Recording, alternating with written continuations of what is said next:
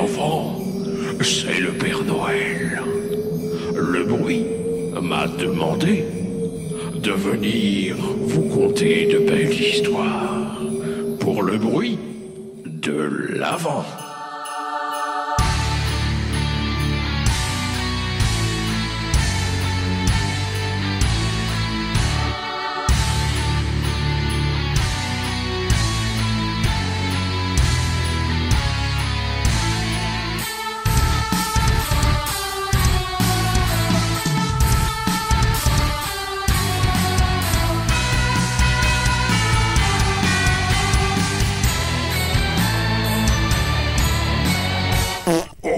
Pardon les enfants. Bonjour Germain. Bonjour Germain. Bonjour Germain. Bonjour Germain. Bonjour Germain. Bonjour Germain. Oh, ça va bien avec les zig derrière. Bonjour Germain. Bonjour Bolly. Bonjour Bolly. J'ai essayé de faire un épisode musical, mais j'y arrive pas. Oh putain, un épisode tout chanté. Ah, Bonjour Germain, comment ça va? ça va, super. Ça va super. Aujourd'hui, on se retrouve pour ouvrir une nouvelle case. Aujourd'hui, c'est une case à moi. Donc, j'espère que c'est un truc que je vais bien aimer. Si je dois fume un peu, par contre. Hein. Tu trouves? Ah, fume un peu, ouais. Attends, on va voir ça. On va ouvrir. Parce qu'il me dit que ça souffle. Ça va fumer. On va pas de fumer. Si. Eh ben, c'est Swedish Death Candy avec Nervos. C'est pour ça que ça fumait un peu. Ah bah oui, c'est pour ça. J'avais pas vu, mais toi, tu voyais, t'étais sous un autre angle.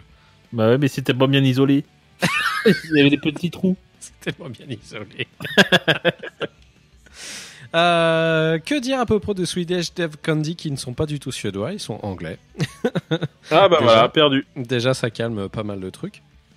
Alors, c'est un groupe qui est pas très vieux. Hein.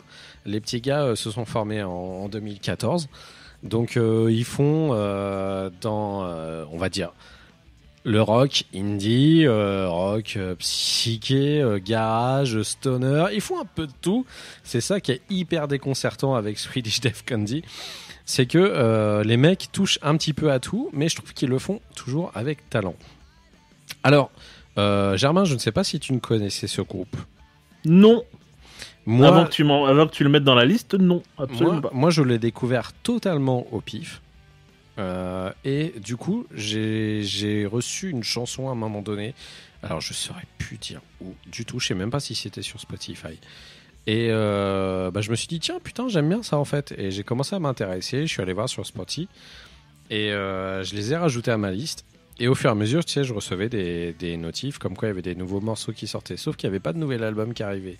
Je me disais, putain, ça fait chier. J'aimerais bien qu'ils fassent un album quand même, histoire que je vois si j'aime bien l'univers de ce groupe en entier ou pas dans un album. En fait, la plupart du temps, pour moi, c'est un truc, je sais pas si ça te le fait. Si j'entends plusieurs titres qui me plaisent énormément d'un groupe, mais qu'ils n'ont pas forcément d'album, et le moment où ils sortent un album, si l'album je le trouve pas cohérent, et bah du coup je zappe carrément ce groupe et je l'écoute. Ouais. Alors moi j'écoute pas les morceaux avant. Ouais. Comme je le disais, les morceaux, les artistes qui n'ont pas d'album, ils passent en dehors de mon radar. Donc du coup j'ai pas ce problème là. Par contre quand si l'album me plaît pas. Même s'il y a des morceaux bien dedans, l'album disparaît pour moi. Ouais, bah moi ça fait la même chose. Et là, du coup, j'étais super heureux parce qu'ils ont sorti sur Are You Nervous et cette année, et il est vraiment excellent parce qu'il y a de tout.